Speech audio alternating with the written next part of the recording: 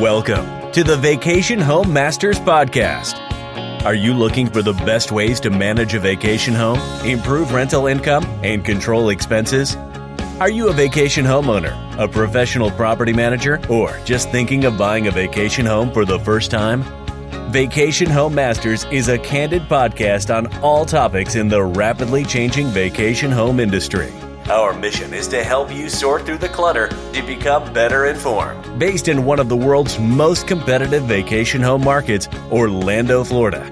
This show is hosted by Gary Glass and his team of professional vacation home managers.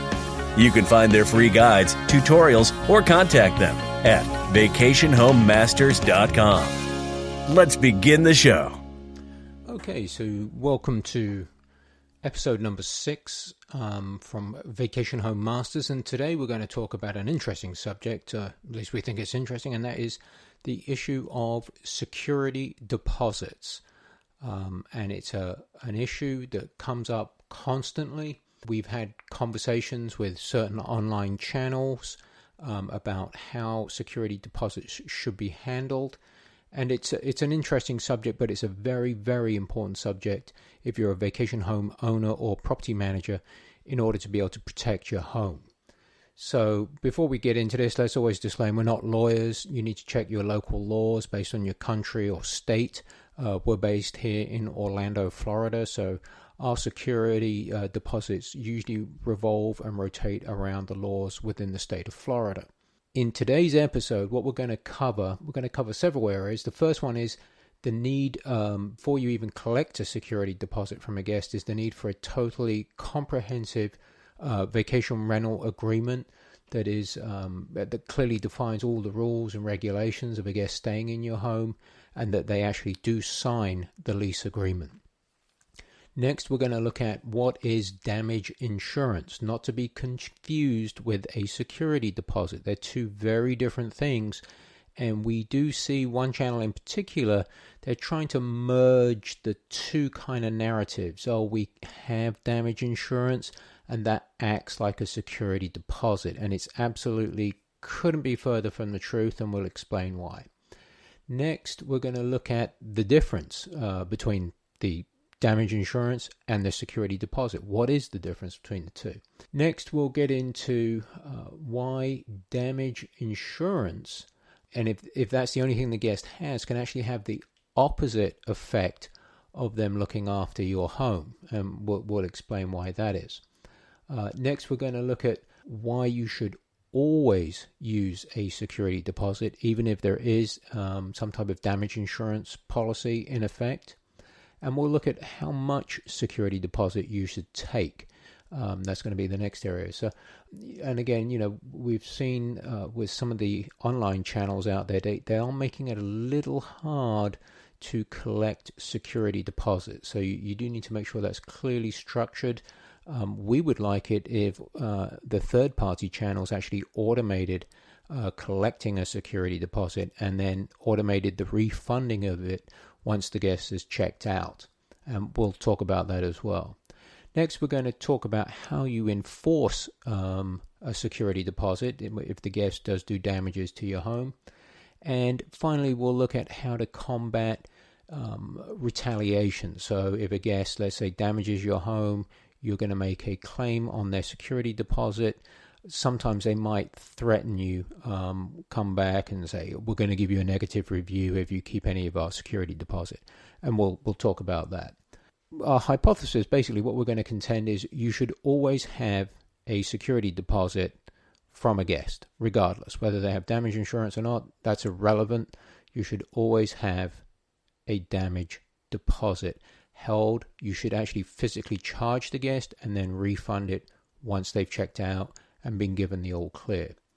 And we'll conclude that not collecting some type of damage or security deposit from your guest, you're opening yourselves up, encouraging a plethora of problems as you're actually limiting whether the guest takes any type of actual ownership responsibility for your unit.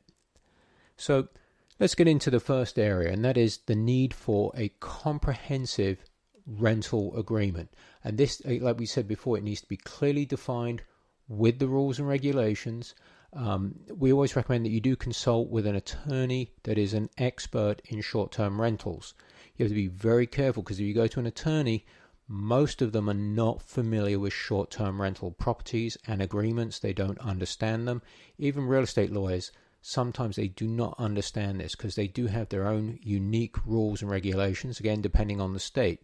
So if you contact your local chapter here in America of the Vacation Rental Managers Association, usually in your state, one or two lawyers will be members that are familiar with the industry and are members of the local Vacation Rental Managers Association. So make sure you have that in place, and then you need to make sure the guest has initialed the cancellation policies, the security deposit policies, the damage insurance policies. Everything needs to be initialed and signed. You can use electronic means. Documents such as DocuSign are very good. And then just make sure you get a copy of the guest driver's license and credit card. What is damage insurance? So in layman's terms, if there's an accident, let's say the guest spills some wine on a carpet, generally speaking, the damage insurance will cover that claim for removing that stain or patching that piece of carpet. The policies that are quite common here in Florida are $1,500 policies. They're provided by companies like CSA, which is a very large travel insurance company. And you'll send in the claim along with the documentation, and they'll send you a check back for the amount of the claim. Very simple. And again, as with anything, especially in insurance, the devil is in the details. So you really do need to make sure you understand the terms and conditions of the damage insurance when it has been issued. And here in the state of Florida, a couple of things you need to be aware of. You can't force guests to take damage insurance. You can't make them take it. It is an opt-in, so the guest can opt for damage insurance if they wish to take it, but you can't force them to take it. Whereas you can force a guest to pay a security deposit. The other thing is, here in the state of Florida, is you have to be licensed to sell damage insurance. You're basically an insurance agent, and it's a very simple licensing test that you have to take with the state. It's not like a regular insurance person's test, but you still have to take a little test and become licensed in selling it if you're a property manager. A couple of things there to be aware of. It's not quite as simple as it sounds. Now, some of the channels that we've dealt with, they offer insurance against damages for all guests that they provide themselves. It's not where they're making the guest pay for it separately. So that's how they get around that. Next, the common question is, well, okay, so that's damage insurance. What is a security deposit or a damage deposit? This is a physical amount of money that you take from the guest prior to their arrival to ensure that if they do any damages, you can take it from that security deposit to cover any damages that they might do to your property. The biggest benefit that we see of a security deposit or a damage deposit is it forces the guest to take some ownership responsibility in your home. So they're not going to be as whimsical, thinking if they're not being held accountable financially as if they are being held financially accountable for the condition of the property that they leave back to you. So what's the difference between damage insurance and a damage deposit or a security deposit? It's a good question. Damage insurance basically just covers accidental damage. You have to remember damage insurance doesn't cover items, the guest policy doesn't cover negligence, gross negligence, neglect. Those are not covered. It is what they call for singular or limited accidental damage. That's all it will cover. If it's anything more than that, it's not covered by damage insurance, so you have to be careful. Whereas a security deposit, that covers everything that the guest does in your home. Let's say they run up an excessive utility bill because they run the water nonstop, or they have the air conditioning set at 60 degrees and they're in for a month. and the electric bill is 3 times what it normally is for that month. Those are the types of things that you can use a security deposit for that you could not use a damage deposit for. And like I say, the most important thing with holding a physical amount of money from a guest in the form of a deposit, a security or damage deposit, the most important thing is the fact that it forces the guest to take ownership responsibility for your home. So they're going to live in that home like it's actually their own, because they know that if they don't take good care of your property, you are going to withhold some of that deposit upon their departure. Next, it brings us to the problem that we've seen on some online channels, and we mentioned this briefly before. And what we've seen is we've actually seen one channel in particular, without mentioning any names, encouraging property managers, oh no, you don't need to take a damage deposit because all our guests are insured by us.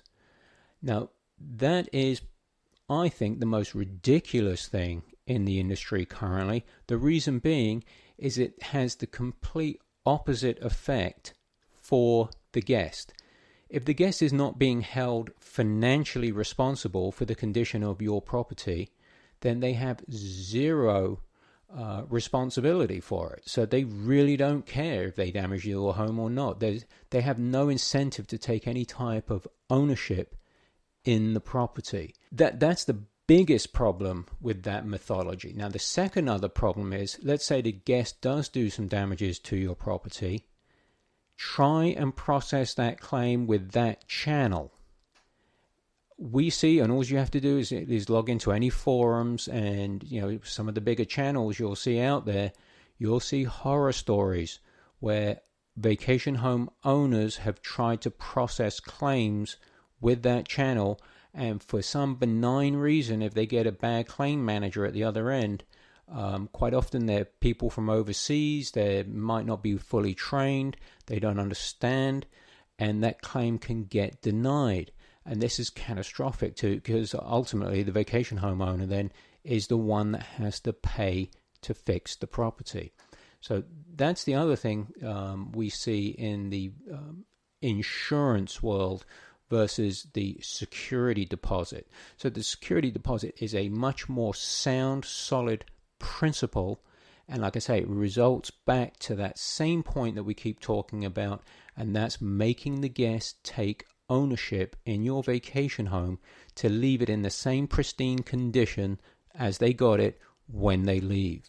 With insurance, there's really no incentive because they don't care. It's then your job to go and chase up the insurance company to make a claim, which is silly. How do you enforce a damage deposit or a security deposit? Well, the first thing you have to do is in your terms and conditions, you have to state how much it is, what the terms are for it, and you have to collect it. So make sure you do that. And then before the guest arrives, you should be doing your pre-arrival inspection. We have another podcast on that. Generally, here in Central Florida, we spend about 10 minutes per bedroom is the average. So if it's a 3-bedroom home, it takes about half an hour to inspect the home. We document it with photographs. If it's a pool home, you take pictures of the pool equipment, and it's all documented. There's a check sheet used. And so you document all that, and you allow the guest to know, we have inspected your home, here's our check sheet with our photos. If you see anything different, please let us know when you check in. Thank you. And so the guest can then check in, you follow up with them, did you check in, was there anything you noticed? Very simple process. At that point, the guest is actually knowing that the home has been inspected for them. And if you've left them a nice welcome card or some chocolates and stuff, I mean, it's just a whole nice process. The home is ready for them. It's inspected. You're expecting them. You follow up. Is everything to your satisfaction? Was there anything we missed? Please let us know.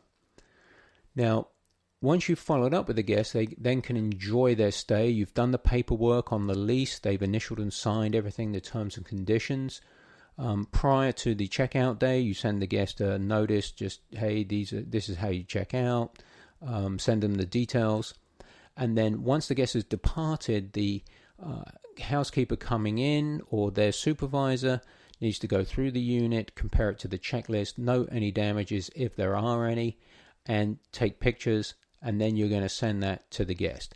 What we recommend is before you do send it to the guest, call them, explain, Mrs. Jones, on the pre-arrival inspection, you've seen our list. We've photographed upon your departure that there's a stain on the carpet. It's going to cost us $75 to get it out, and we have to make a claim on your deposit. We really value your business. I'm sure it was just an accident. Is that okay? Now, if they have damage insurance, you can just tell them you're going to make the claim on the damage insurance, and they'd be fine with that. If they don't have damage insurance for that, then, like I say, you need to actually make a claim on their security deposit. But if you explain it nicely and politely, they're generally more understanding. Don't just send them an email. Anything that's sensitive or possibly controversial, always call the guest first and then follow it up with an email.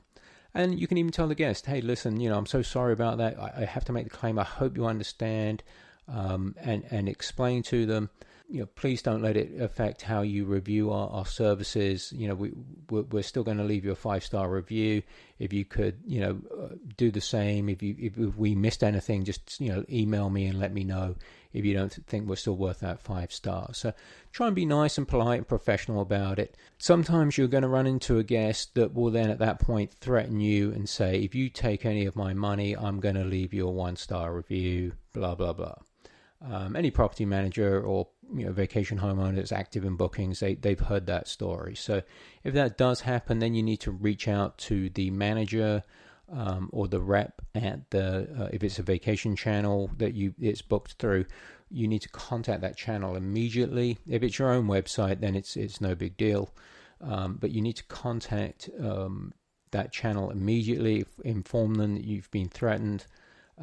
Follow it up with an email to the guest. Say, hey, listen, I'm so sorry. I understand we have to make this claim, and you've actually, said that you're going to leave us a 1-star review if we do make the claim, and I feel this isn't fair, and so forth. And explain your case and be polite, but get on the phone straight away to the manager if it is through a particular booking channel with that channel, and explain. And as long as you're documenting everything, document the conversations via the email. And again, be polite and professional. Sometimes they will allow that review not to propagate in your reviews for that particular channel. But again, you need to speak to each channel before you start working with them to ask them what their policy is on threats with the reviews and how they want that managed. That's the threat of the negative review. That's usually the worst thing that can happen. Sometimes they might dispute the charge if you do withhold the money, and you just have to go through the process and the documentation. Again, if you have a very tight lease agreement that's been signed electronically using, say, some type of feature like a DocuSign, you have a copy of their driver's license, the credit card, you have the documentation of the damages, chances are the credit card will rule in your favor and the charge will stand. But you have to go through these steps. It is definitely worth taking these steps. Here in Central Florida, a basic home, you're probably looking at $300,000. And to have a guest stay in a $300,000 property with no security deposit is madness. Now, if you imagine, let's say it's a $500,000 or a $750,000 property with no security deposit, it's crazy. So again, you need to look at the security deposit amount. If we didn't mention it previously, the amounts we see charged typically, like we were saying, for a 3-bedroom, about $150 per bedroom with a minimum charge of $450. Now, that's going to change greatly on the market if that's a $300,000 property. If these are some really swanky, high-end Manhattan-type properties that are $1 million to $2 million each, maybe it's a little more substantial. Maybe it's $1,000 for a 3-bedroom. It depends on the market and the type of product that you're offering. So do your research and then set your terms and make sure you're collecting that security deposit. So that draws us to our conclusion. And as we've said and stipulated before, not collecting a security or damage deposit from your guest in advance of their stay you're going to encourage a plethora of problems because your guest has no ownership responsibility incentive for your vacation home. And damage insurance can actually make the situation worse because the guest figures, I can make some damages, it's no big deal. They can make a claim on the damage insurance.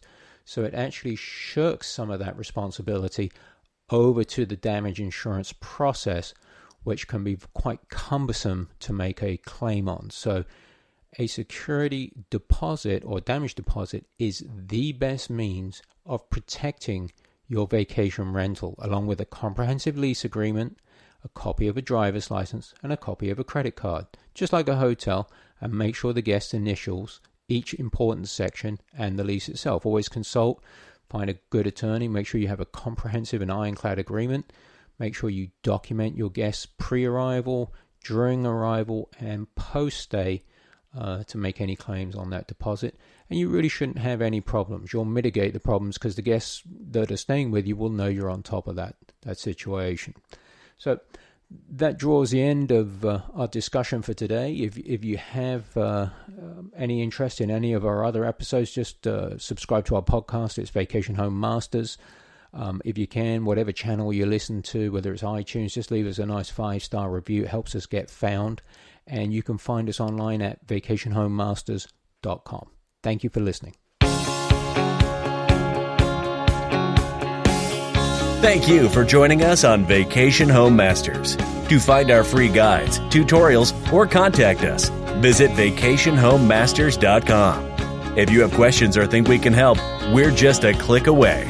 vacationhomemasters.com is your resource for quality information on all things vacation home.